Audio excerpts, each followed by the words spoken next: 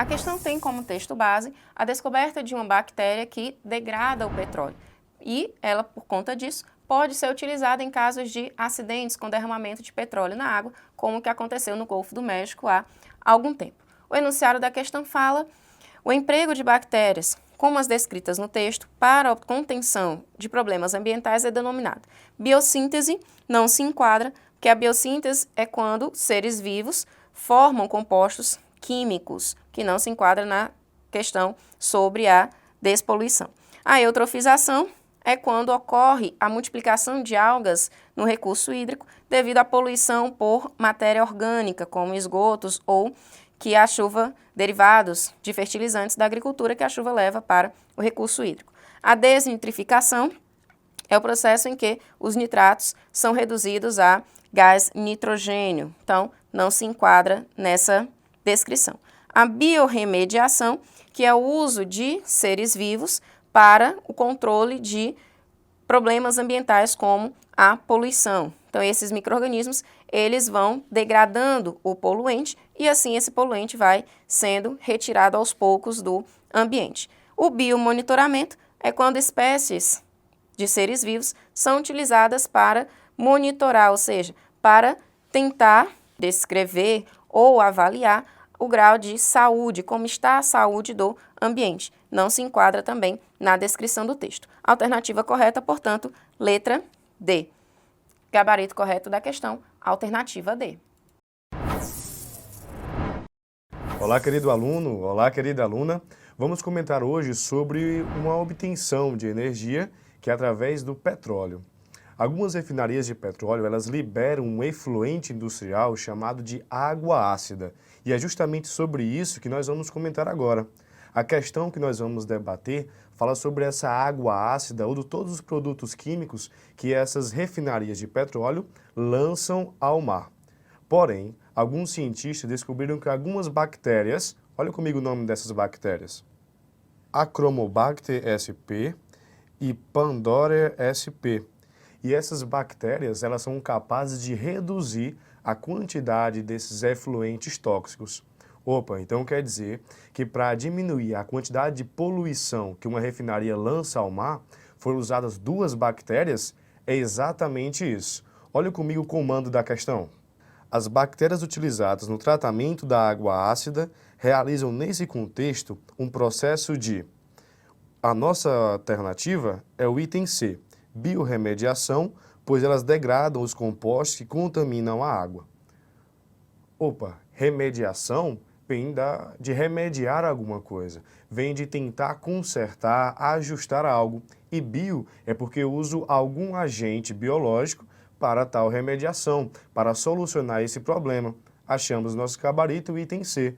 Mas, professor, por que eu não posso marcar os outros itens? Bom, o item A fala sobre o processo de eutrofização.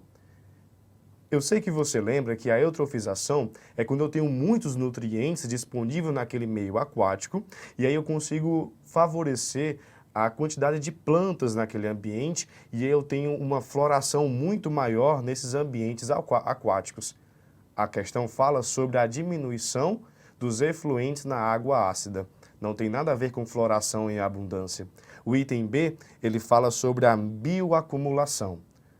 Opa, tem ligação também com ambientes aquáticos, mas a bioacumulação é quando um peixinho ele come um metal pesado, ele acaba ingerindo um metal pesado e aquilo não vai ser quebrado, não vai ser utilizado dentro daquele organismo. Quem predar aquele peixinho com metal pesado vai estar, consequentemente, predando aquele metal pesado também e aí vai ter essa acumulação. Não é a nossa alternativa correta. Olha o item D e o item E. Falam sobre mutualismo e protocooperação.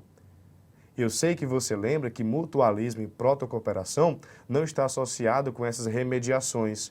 Na verdade, são interações biológicas interespecíficas, onde eu vou ter dois organismos ou mais de espécies distintas interespecíficas se ajudando. Foi fácil ver que a biorremediação, o uso dessas duas bactérias para combater os produtos químicos e tóxicos presentes da refinaria de petróleo, foram usados para essa biorremediação. Foi bom e foi fácil encontrarmos a alternativa correta e até a próxima.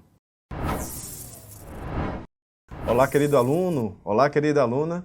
Te convido agora a voltarmos no tempo na biologia à descoberta da célula, no século 17. Bom, a questão que nós vamos ver agora fala que em 1663, o cientista inglês Robert Hooke, ele se dedicou à observação de uma estrutura do suber da cortiça. Mas, professor, o que é suber? Bom, o suber, ele é um líquido viscoso, é um tecido, é um conjunto de células que eles aparecem devido à morte das células. Todo o material contido dentro das células começam a se desfazer e se transformar nesse tipo de líquido. Por assim dizer, podemos chamar uma baba, um pouco mais forte, um pouco mais rígido. E qual é a função, professor, desse suber? Bom, esse suber, ele dá uma proteção mecânica no tronco das plantas. Ou seja, esse líquido, esse tecido, esse suber, ele dá uma proteção mecânica contra choques no caule das plantas. Bom, vamos continuar. Então, teve a ideia de cortá-la em fatias finas o bastante para que pudessem ser observadas no microscópio. Nós observamos aqui a imagem, não é?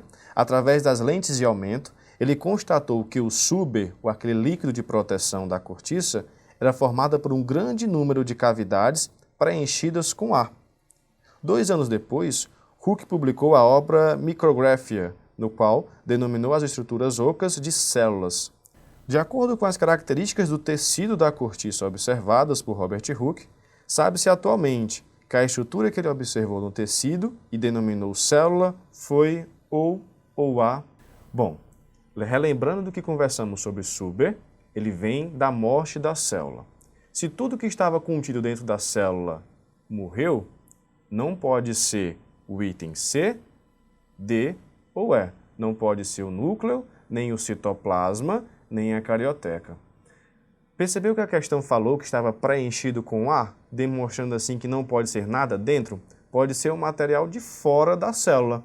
Ficamos apenas com o item A e B.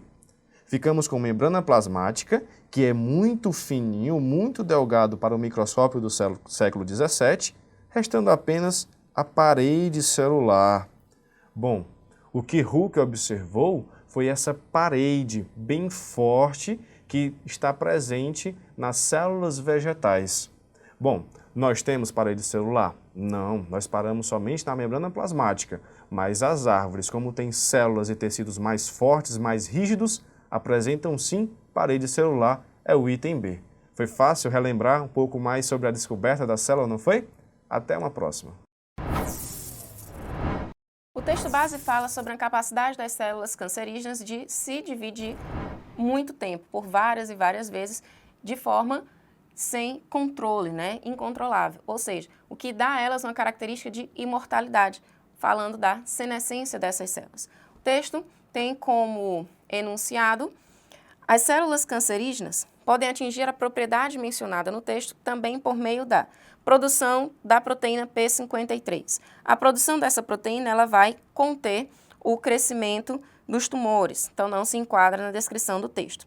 A liberação do citocromo C no citosol é uma forma de controle da divisão celular, também não vai se enquadrar no texto. A redução do metabolismo energético: se o metabolismo energético diminui, há uma diminuição também no crescimento celular, também não se enquadra na descrição. A superexpressão da enzima telomerase. A enzima telomerase, ela vai impedir o desgaste da parte superior dos telômeros. Cada divisão celular, a parte superior do telômero, ela é descartada, o que vai promovendo, assim, um controle dessa divisão a cada processo. Como essa enzima, ela impede essa redução da parte superior do telômero, consequentemente, o sinal para que a divisão celular pare não vai acontecer. Por isso, elas continuam se dividindo, se multiplicando de forma excessiva. A interrupção da formação dos lisossomos. Essa interrupção não se relaciona com o processo de crescimento celular, que é, por sua vez, comandado pelo genoma. Assim, a alternativa da questão, letra D. Alternativa correta da questão, letra D. O texto da questão aborda algumas técnicas usadas pela medicina, como a ultrassonografia e também a ecografia. Esses dois instrumentos, essas duas técnicas, são muito utilizadas na medicina e são muito semelhantes a processos, a fenômenos que acontecem em animais, como os morcegos e os golfinhos. Esses aparelhos de ultrassom e também ecografia, eles são importantes para acompanhamento não invasivo e também para tratamentos que são realizados exames de forma não invasiva, melhorando também a qualidade e a promoção desses tratamentos das doenças que utilizam esse tipo de exame. Assim, o enunciado da questão tem: atualmente, as técnicas descritas no texto constituem a prática mais comum para acompanhar uma gestação. A gestação, ela é devidamente acompanhada por exames de ultrassonografia utilizados para visualizar o desenvolvimento do feto e também de ecografia para ouvir os batimentos cardíacos do feto e assim verificar a condição, se a criança está se desenvolvendo bem ou não. Os casos de leucemia são detectados, em geral, por meio de hemogramas. Avaliar a progressão de uma infecção ela é avaliada por meio de exames sorológicos. Demonstrar atividade cerebral durante a execução de tarefas. A atividade cerebral ela é detectada por meio de aparelhos como o eletroencefalograma. E determinar o funcionamento saudável do sistema auditivo de crianças, isso constitui um exame chamado de audiometria, que não utiliza os aparelhos citados no texto base. Portanto, gabarito da questão, letra A. Gabarito da questão, alternativa A. O texto base da questão fala sobre algumas condições que aumentam a concentração de gás carbônico na corrente sanguínea. Esse gás, ele, em altas concentrações, reduz o pH sanguíneo, provocando uma acidose. E essa acidose é percebida pelo sistema nervoso e, assim, involuntariamente, estimula a respiração para que ocorra a troca gasosa e o pH sanguíneo volte ao normal, colocando esse gás carbônico para fora na expiração. O enunciado da questão fala: na condição descrita no texto, o paciente apresentará no sangue ou uma elevação do pH. No caso, a concentração alta de gás carbônico promove uma redução no pH, deixando-o mais ácido, o que caracteriza um quadro de acidose no sangue. Aumento da oxemoglobina. Como a pressão de gás carbônico no sangue é maior que a de gás oxigênio, vai ocorrer uma redução do composto oxemoglobina, que é a união do gás oxigênio com a hemoglobina, que é responsável pelo transporte desse gás na corrente sanguínea.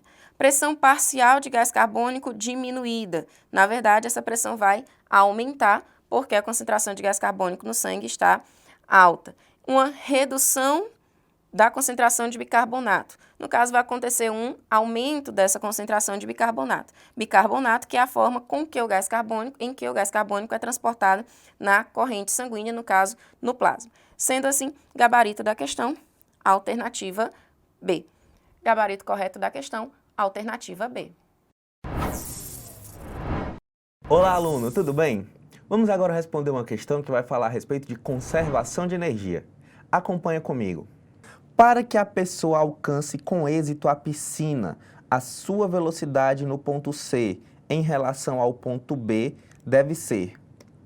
E aí nós temos aqui a pessoa, ela vai escorregar, o ponto B é aqui embaixo, o ponto C é aqui um pouco mais acima e o ponto A de onde ela partiu, aqui, ó. Então, nós temos que igualar as energias no ponto C e no ponto A, a energia mecânica. 60%, porque a questão nos informou que vai haver uma perca de 40%, tá? Da energia mecânica em A tem que ser igual à energia mecânica em C. Em A, que tipo de energia o corpo tem? Apenas energia potencial gravitacional. Então, 60% de mg altura no ponto A é igual. Em C, ele vai ter energia cinética e energia potencial gravitacional. Então, nós teremos mg altura de C mais m velocidade em C ao quadrado, dividido por 2. Massa aqui, aqui e aqui, nos 3 termos, então eu posso cancelar essa massa.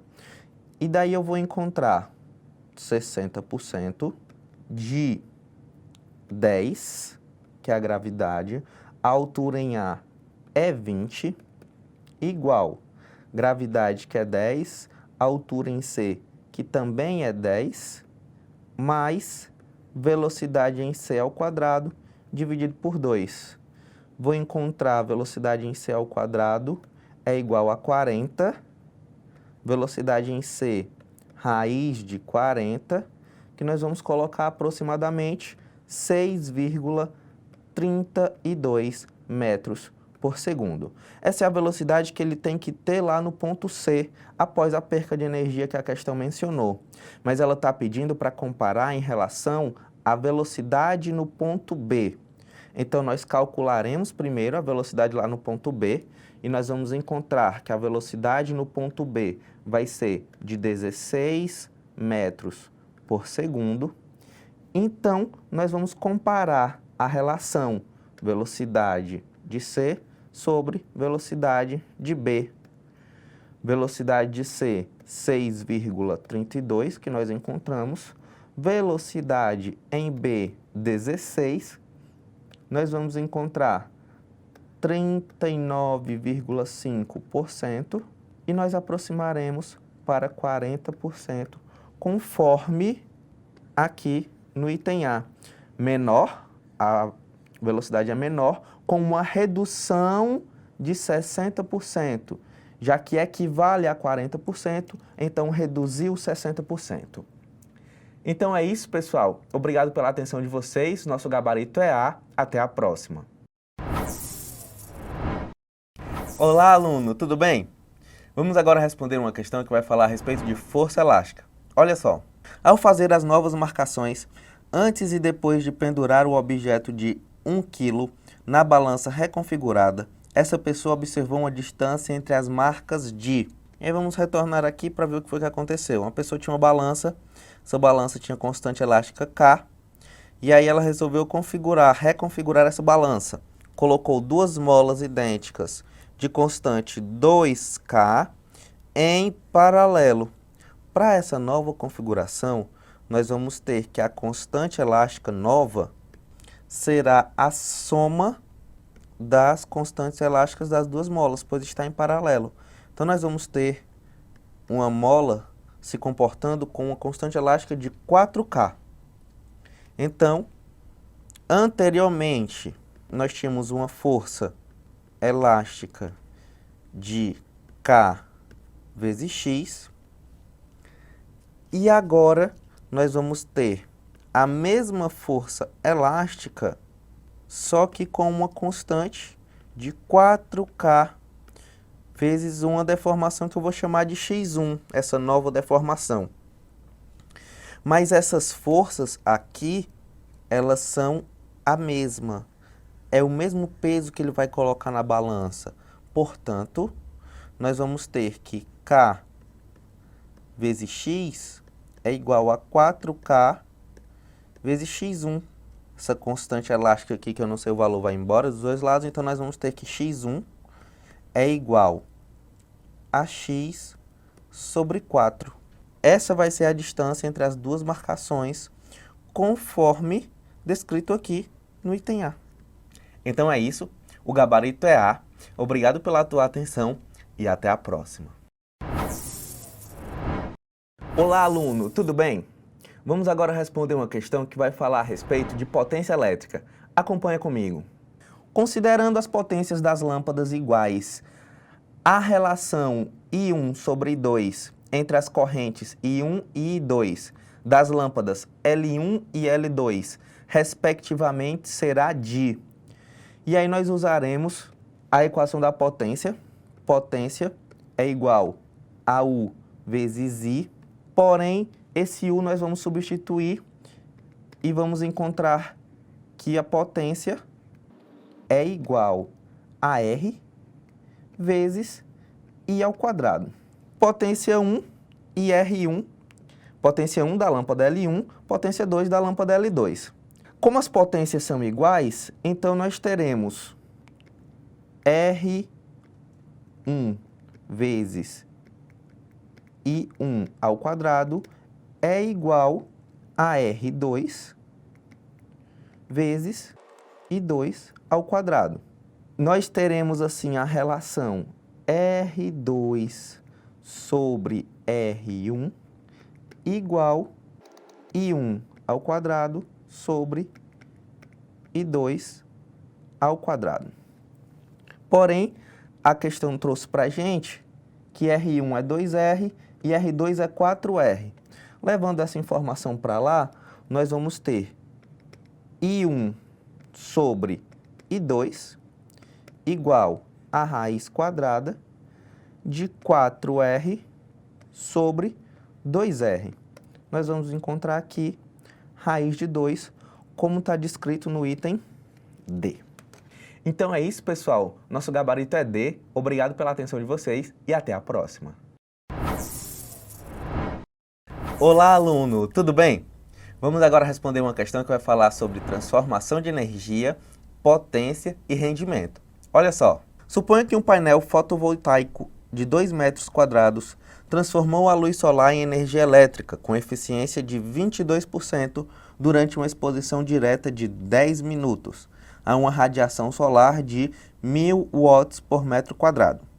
A energia que foi produzida pelo painel é de aproximadamente... Nós vamos primeiro calcular a potência total que incidiu no painel. A potência vai ser igual a intensidade vezes a área. Então, a potência que nós vamos achar aqui é de 1000 vezes 2. Nós vamos encontrar uma potência aqui de 2000 watts. E aí nós vamos calcular a energia solar incidente nos 10 minutos. Vale ressaltar que 10 minutos corresponde a 600 segundos. E nós utilizamos essa unidade aqui. Então, energia é igual a potência vezes o tempo. Nós vamos ter aqui uma energia de 2000 vezes 600. Nós vamos encontrar uma energia de 12 vezes 10 elevado a 5 joules. E agora nós vamos calcular, por regra de 3, a energia que foi produzida pelo painel. 100% de energia corresponde a 12 vezes 10 elevado à quinta. Então, 22% vai corresponder à energia útil, que é o que eu quero calcular. Portanto, essa energia útil vai ser igual a 2,6 vezes 10 elevado à quinta joule, conforme descrito aqui no item D. Então é isso. O gabarito é D. Obrigado pela tua atenção e até a próxima. Olá, aluno, tudo bem? Vamos agora resolver uma questão que vai falar a respeito de ondulatória e acústica. Acompanhe aqui comigo. Sabendo que a velocidade do som é igual a 340 metros por segundo e a frequência do som utilizada no planejamento é de 680 Hz, qual assento o auditor deve retirar do teatro para atender aos parâmetros de qualidade? E aí nós temos aqui velocidade e nós temos aqui frequência. V é igual a lambda vezes F. Daqui a gente encontra logo o comprimento de onda. V sobre F, que é igual a 340 sobre 680, nós vamos encontrar um lambda de 0,5 metros. E aí, nós temos aqui o auditório, S1 e S2 são duas caixas de som, e nós temos esses assentos, e nós queremos saber em qual desses assentos haverá uma qualidade de som ruim. Para que haja uma qualidade de som ruim, deve haver uma interferência destrutiva entre essas ondas sonoras. E pela relação de Taylor, essa interferência destrutiva vai acontecer quando a distância entre as fontes, D2 menos D1, for igual a 2n mais 1 vezes lambda sobre 2, onde esse n são números naturais. Então, nós vamos calcular a distância, tem aqui, ó, a distância de cada um dos assentos, de uma caixa e a outra caixa. Por exemplo, a caixa aqui A1 está a 15,5 metros de S1 e aqui distância de S2. Aí nós calcularemos. Vamos direto para a nossa solução? Então, nós vamos fazer aqui, ó, D2 menos D1, como sendo D2 menos D1, vai ser igual a 73,125 menos 26,875, que é a do assento 4. Nós vamos encontrar aqui 46,25. Igualando a outra parte da equação, 2n mais 1 vezes lambda sobre 2, que vai ser 0,25, nós vamos encontrar isso aqui, nós vamos igualar a 46,25. Daqui nós vamos encontrar que n é igual a 92. Então, o assento que nós estamos procurando é o do item D, assento A4. Então é isso, pessoal. Nosso gabarito é D. Obrigado pela atenção de vocês e até a próxima. Olá, aluno! Tudo bem? Agora nós vamos responder uma questão que vai falar a respeito de radiância e emissão de luz. Olha só, com estrelas com temperaturas próximas a 5.300 Kelvin, a ausência de observação de coloração verde ocorre porque a frequência associada a essa cor de luz é emitida com intensidade. E aí nós vamos olhar aqui o final do texto base. Veja só, para a temperatura intermediária, qual seja 5.300 Kelvin, que é o que a questão nos perguntou, o pico da radiância espectral encontra-se no meio do espectro visível, como mostra o gráfico a seguir. Então, nós temos aqui o gráfico, o pico da radiância está aqui, ó, espectro visível, está bem no meio para as estrelas que nós queremos ver. Então, por que é que nós não vemos as estrelas verdes? Está descrito aqui no item A. A frequência associada a essa luz é muito próxima à de outras frequências do espectro visível. Portanto, a intensidade de luz não permite que sejam vistas as estrelas verdes, mas nós vejamos todas as estrelas como brancas. Então é isso. Nosso gabarito é A. Obrigado pela tua atenção e até a próxima. Olá, pessoal, a nossa questão ela vai falar sobre tempo de meia-vida, certo? Do que trata esse tempo, como é que eu faço para trabalhar com decaimento radioativo. Então acompanha aqui comigo, ó, fazendo a releitura do texto, né, que vocês já trabalharam aí. Ele fala do fluorodexiglicose, certo? E fala que isso aí vai ser um radioisótopo e vai ter um decaimento. Então, trazendo aqui para o nosso comando da questão, ele fala o seguinte, ó, o radioisótopo do flúor 18 tem tempo de meia-vida de 90 minutos. Ou seja, esse tempo de meia-vida é o tempo que ele vai levar para diminuir sua massa pela metade, certo? Então ele fala aqui, ó, considerando-se que a massa inicial é de 32, ele quer saber quantas horas eu vou levar para ter apenas 2 gramas desse radioisótopo. Pessoal, agora vai ficar muito simples o nosso trabalho. Imagina, eu tenho 32 gramas, passaram-se 90 minutos, eu vou ter aqui a metade de 32 vai ser o quê, pessoal, hein? 16 gramas. Passaram-se mais 90 minutos, eu vou ter 8 gramas. Lembrando que tempo de meia-vida, diminuir a massa pela metade. Mais 90 minutos, então eu vou ter 4 gramas.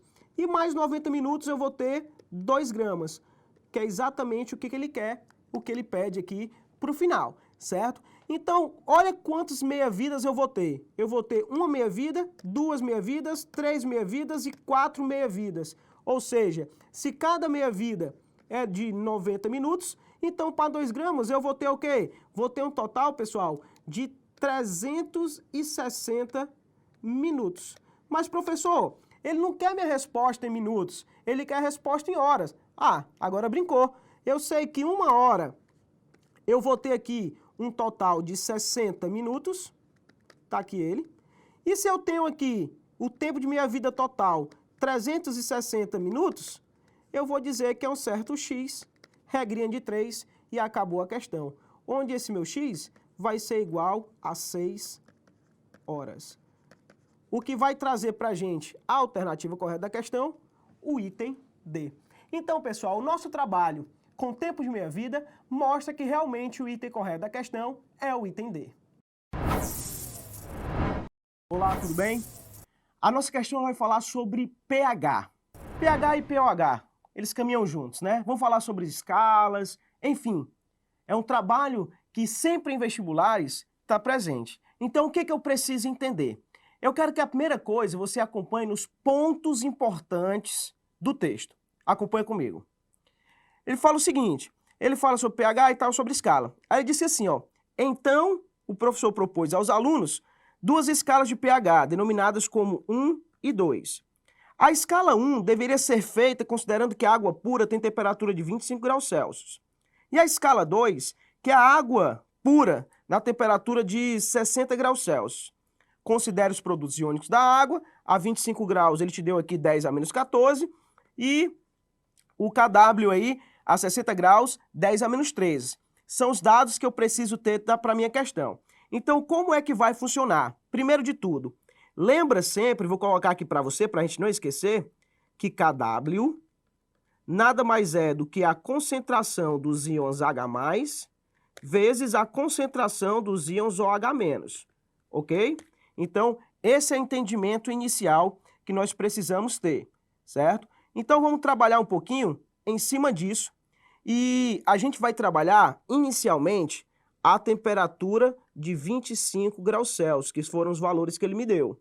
Se eu sei que KW vai ser exatamente a concentração de H+, vezes a concentração de OH-, eu sei que KW é 1 vezes 10 a menos 14, isso foi dado na questão, que vai ser igual a essas 2 concentrações. Só que, pensa comigo, se eu tenho um KW a 25 graus Celsius, a concentração de H+ e de OH- são iguais.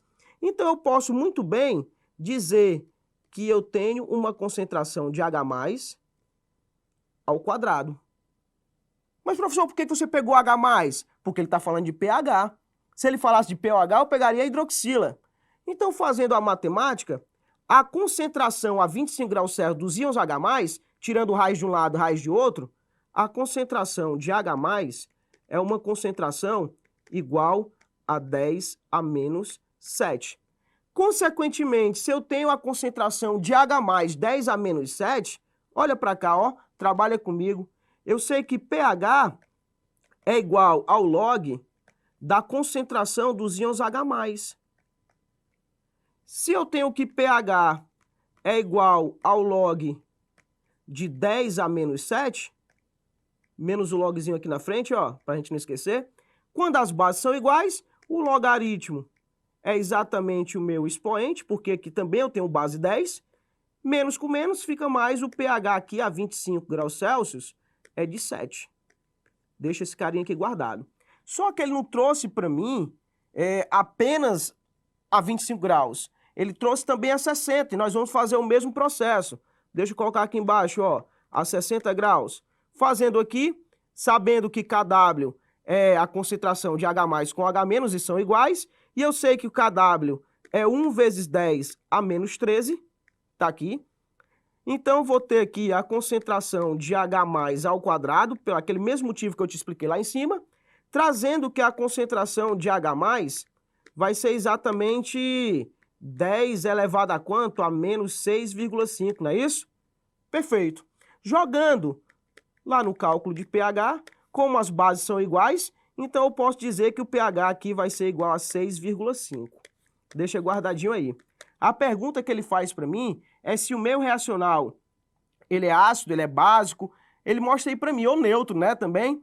Lembrando que a escala aqui de cima, ó, que varia de 0, vai para 7, vai para 14, que é a escala que eu tenho de pH, na escala 0, né, menor do que 7, na verdade, eu tenho um esquema de característica ácida nesse intervalo, certo? Aqui no 7, nós temos o neutro, belezinha? E aqui no 14, acima, na verdade, acima de 7, eu tenho o meu reacional, que é um caráter básico. Deixa ele guardado aí também, certo? Marcar só o Bzinho para você. Já na nossa outra escala, que a gente pode perceber aqui, o que que a gente tem? A gente tem uma variação onde 0, passando por 6,5, passando para 13. Então aqui, menor que 6,5 é um caráter ácido, certo? Colocar o Azinho aqui. O 6,5 ele é neutro e aqui o 13 ele vai ter características básicas, certo? Colocar o Bzinho aqui para você. Então, assim como a gente sabe que o valor de pH é 7 nessa escala, então vai indicar o quê? Se eu tenho uma escala com 6,5, então é porque o meio que eu tenho na minha reação é o meio de característica básica, certo? Enquanto que o meu esquema lá de cima no 7, que deu igualzinho, ele vai ser o quê? Ó, marca aí, neutro. Então eu tenho um meio básico e tenho um meio neutro. O que traz para mim, pessoal, a alternativa correta da questão, o item D. Então, analisando as nossas alternativas e verificando como funcionam as escalas, a alternativa correta da questão é o item D. Olá. Pessoal, a nossa questão agora vai trabalhar com substâncias, misturas e análise de gráficos, que aí muitas vezes é um calcanhar, né? Calcanhar de Aquiles aí de alguns alunos, coisa que a gente vai tirar a dúvida aqui hoje. Então dá uma olhadinha aqui na questão, olha aí. Ele fala: uma solução aquosa de nitrato de potássio é aquecida de maneira uniforme até atingir os 100 graus Celsius, certo? Ele diz que tem a evaporação do solvente, enfim, nessa temperatura. Pessoal, se ele fala que a temperatura é de 100 graus Celsius e o meu solvente evaporou, o que que eu posso dizer? Esse meu solvente nada mais é do que a nossa famosa água. E um negócio bacana, certo? Que a gente tem que trabalhar. Pessoal, entenda uma coisa. Nitrato com água, esse sal aí, vai trazer primeiro uma mistura eutética. Lembrando sempre, substâncias puras, grafos constantes. Se eu tenho uma mistura, gráficos variantes. Se eu tenho uma eutética, eu tenho uma constância na fusão e uma variação na vaporização, e uma azeotrópica, eu vou ter aí uma variação na fusão e uma constância na vaporização. Então ele pede assim: que gráfico representa corretamente a curva de aquecimento? O gráfico do item A, pessoal, você pode eliminar logo de cara, porque ele não está mostrando aí para mim transformações. Professor, o que é necessário para ter uma transformação? Aqui, pessoal, ó, pontos de transição, que são esses pontos de quebra bem aqui, ó. Professor, e será que pode ser o item B? Até poderia, se eu tivesse uma substância pura. Professor, o que seria uma substância pura? Quando eu tenho apenas um componente. E eu tenho apenas um componente aí? Não, eu tenho água e nitrato. Então, item B, cancela o item B. Vamos dar uma olhadinha no item C. Olha o item C, pessoal. Observa que a 100 graus Celsius, bem aqui, é onde eu tenho a vaporização do meu solvente. Professor, e por que continua subindo? Porque, pessoal, o meu nitrato de potássio, ele não tem o mesmo ponto de ebulição. Ele só vai transformar bem aqui, nesse ponto. Consequentemente, professor, dá para dizer que eu tenho aí uma análise de uma mistura eutética, como é o exemplo? Pessoal, mostrando aí pra gente o item C correto. Item D, por que não pode ser? Observe que o item D está trazendo um decaimento para a gente. Pessoal, a tendência é a temperatura aumentar nas transformações e não decair. E no item E, observa que ele traz para mim, pessoal, ó, aqui a transição do nosso nitrato, KNO3. Ele está dizendo que o ponto da água é maior do que o do nitrato. Pessoal, lembrando sempre, os sais, eles apresentam temperatura de ebulição maior que da água. E não é isso que traz o nosso item E. Mostrando aí para vocês, senhores, que realmente o item correto da questão é o nosso item C. Tudo bem? A nossa questão ela vai falar sobre processos de separações de misturas, voltado ao tratamento de água. Coisa do tipo filtração, coagulação, a gente vai falar um pouquinho também sobre decantação, enfim, os processos que envolvem, os processos de separação de mistura que vão envolver o tratamento de água. Então, tendo conhecimento básico lá do nosso ensino fundamental, que falava sobre esses processos de separação, olha o que o comando da questão vai pedir para a gente. Olha aí. A desestabilização das partículas coloidais ocorre na etapa. Ele te traz coagulação, decantação, desinfecção, filtração e fluoretação. Se eu quero separar partículas coloidais, o que eu tenho que entender sobre a questão dos nossos coloides? São sistemas heterogêneos, certo? Deixa eu colocar bem aqui para você. É um sistema heterogêneo, deixa eu colocar aqui, só abreviado para ti, certo?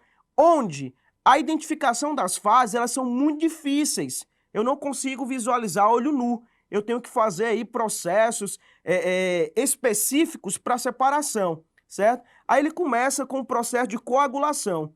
No momento, o que é coagular? Coagular é aglutinar, certo? É juntar partículas. Essa junção, ela vai trazer com quê? Com que as espécies coloidais, elas fiquem um pouco mais visíveis, tornando a minha separação uma separação efetiva.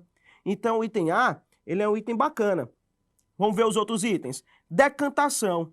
Ah, por que não dá por decantação? O tamanho das partículas de um coloide é um tamanho muito pequeno, varia de 1 a 1000 nanômetros, certo? Que nanômetro, pessoal, é 10 a menos 9 do metro, são partículas bem pequenas. Então, para decantar, onde eu trabalho com a diferença de densidade, onde a tendência é o corpo ir para o fundo, eu acho que não fica tão bacana porque o tamanho é tão pequeno e, como eu te disse, não é visível a olho nu, então descarta a decantação. Desinfecção coloidal, sistema coloidal, um coloide, não é processo onde eu vou ter que matar, sei lá, bactérias, desinfectar o processo? Não. Esse aqui é o processo final, que é o processo químico do tratamento de água, onde eu vou puxar aqui para você, ó, eu vou fazer um processo de adição, ó, desse carinha bem aqui, o NaClO, o nosso hipoclorito de sódio, né, que a gente conhece comumente aí como água sanitária. Então, o processo de matar a bactéria, não de desestabilizar as partículas coloidais. Filtração. A filtração, falso por quê? Porque acontece em um sistema onde eu tenho sólidos e líquidos. Então, para fazer a separação, como as partículas do coloide, como eu te falei antes, são pequenas, a filtração não tão efetiva. O que eu poderia utilizar seria uma ultrafiltração utilizando um ultrafiltro, mas nesse caso ele me deu só a questão de uma filtração simples. Já na fluoretação, a adição de flúor. A adição de flúor não vai destabilizar o processo coloidal. Então, eu marco esse item como falso. Então, fazendo essa análise e o processo, entendendo o processo coloidal, nós temos que a alternativa correta da questão é o item A. Olá! Pessoal, a nossa questão ela vai falar sobre reação de neutralização, vai falar sobre alguns caráteres ácido, básico, solubilidade, compostos orgânicos. Então vamos dar uma olhadinha o que a questão pede aqui pra gente. Vai lá! A questão fala assim, ó, pesquisadores avaliaram a água potável de uma cidade brasileira e encontraram diversas substâncias que estão destacadas. Aí ele traz aí o benzopireno, a cafeína, o colesterol, o bisfenol A, a progesterona, enfim. São compostos orgânicos aí a serem trabalhados. Aí ele fala, ó, esses compostos relacionam-se a hormônios sexuais, produtos farmacêuticos e produtos de origem, né, industrial, como você já leu aí na questão. A questão fala assim, ó, para identificar as substâncias encontradas nessa água, vários testes são realizados. Um deles consiste na adição de gotas de uma solução de hidróxido de sódio para promover a reação de neutralização. Pessoal, só para a gente relembrar o que a gente já trabalhou, que já foi visto, a reação de neutralização é quando eu tenho um ácido mais uma base e no final eu vou ter a formação de quem, pessoal? Ó, sal mais água. Isso aqui é a reação química de neutralização, certo? Se eu tenho hidróxido de sódio, eu já tenho a minha base, que é o meu NaOH, ok? Tá aqui. Dentre as substâncias apresentadas no texto, qual delas poderia ser identificada em uma reação de neutralização com hidróxido? Pessoal, o pensamento muito bacaninha, certo? Se a gente voltar aqui para as nossas estruturas, começando aí com o nosso benzopireno. Pessoal, se você analisar a cadeia, eu só tenho carbonos e hidrogênios, ou seja, é um hidrocarboneto. E os meus hidrocarbonetos não apresentam caráter ácido, que é o que eu quero, porque a base já tenho. Se eu for trabalhar com o bisfenol, olha, dá uma olhadinha aqui para ele. Eu tenho bem aqui no bisfenol, pessoal, ó, hidroxilas ligada a anel aromático, ou seja, eu tenho a função orgânica fenol. E uma das características desse fenol, pessoal, é exatamente o comportamento ácido. Professor, se enquadra? Se enquadra. Vamos deixar ele aqui guardado. Vamos falar agora da cafeína. Na cafeína, pessoal, eu tenho funções orgânicas aminas, tá aqui elas, ó, e tem uma função orgânica amida. E uma das características das minhas aminas e amidas é o comportamento básico, que não é o que eu quero. Então já elimino a cafeína, certo? Vamos olhar aqui o colesterol. O colesterol, pessoal, se você analisar ele bem aqui na estrutura, eu tenho um álcool. É a função que eu tenho porque a hidroxila é ligada a um carbono simples, de ligações saturadas. O álcool, ele apresenta o comportamento ácido sim, mas é levemente ácido, certo? Quando a gente compara com o fenol é bem mais ácido do que ele. E para finalizar, a progesterona, pessoal, aqui na progesterona eu tenho funções orgânicas cetonas, que também não apresentam o comportamento ácido. Consequentemente, dois itens eu tenho aqui para analisar, o bisfenol e o colesterol. Como o bisfenol ele é mais ácido do que o colesterol, então qual vai ser a alternativa da minha questão, pessoal? A alternativa B. Então, senhores, analisando os itens e trabalhando com caráter ácido e caráter básico das minhas funções orgânicas, nós vimos que a resposta correta é o item B. Olá, tudo bem? Essa nossa questão ela vai falar sobre reação de polimerização, formação de polímeros, né? Peguei os monômerozinhos e formei polímeros. E vamos ver como é que trata e do que trata a nossa questão. Ela fala aqui, ó, ela fala da borracha, que é um polímero natural, certo? Aí fala de algumas espécies, da seringueira, processo de polimerização. E bem aqui, ele traz para ti uma reação do isopreno, formando aqui o poliisopreno. Aqui é o meu monômero, aqui é o meu polímero. E se você percebeu, o que foi que aconteceu? Olha aí, ó. Aqui eu tenho uma ligação dupla, aqui eu não tenho mais. Então eu tive uma quebra, certo? Quebrei a ligação e na quebra dessa ligação eu permiti a entrada de um outro monômero do tipo isopreno.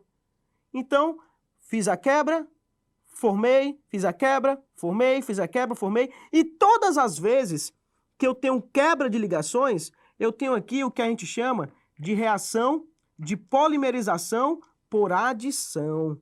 Então, aqui eu vou colocar polímero de adição. Professor, como é que eu faço para identificar, hein, professor, que eu tenho aí um polímero de adição sendo formada? Quando é que eu tenho uma reação de polimerização por adição? Quando eu tenho, pessoal, a quebra de ligação π. Detalhe, as ligações π são sempre elas que são quebradas. Quando tem quebra de ligação π, reação aí de polimerização por adição. Então, tendo isso na cabeça, que a questão trouxe para a gente só analisou a reação, ela fala o seguinte: de acordo com a reação, partindo do isopreno, a formação do poliisopreno ocorre a partir da reação do isopreno com radicais vinila? Errado. Reação de adição acontece entre monômeros iguais e não monômeros diferentes. Item B, eliminação de radicais, nada foi eliminado, apenas a ligação que foi quebrada, a ligação π. O item C, adição de 1 mol de moléculas de hidrogênio ao isopreno. Na verdade, para ser uma polimerização, é isopreno com isopreno e não de hidrogênios. D. Formação de novas ligações sigmas, ok.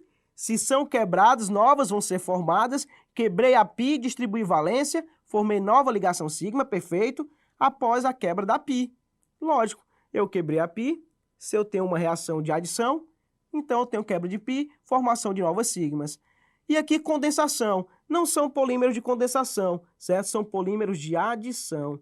Então, tendo como conhecimento do processo de polimerização e da polimerização por adição, o item correto da minha questão é o item D.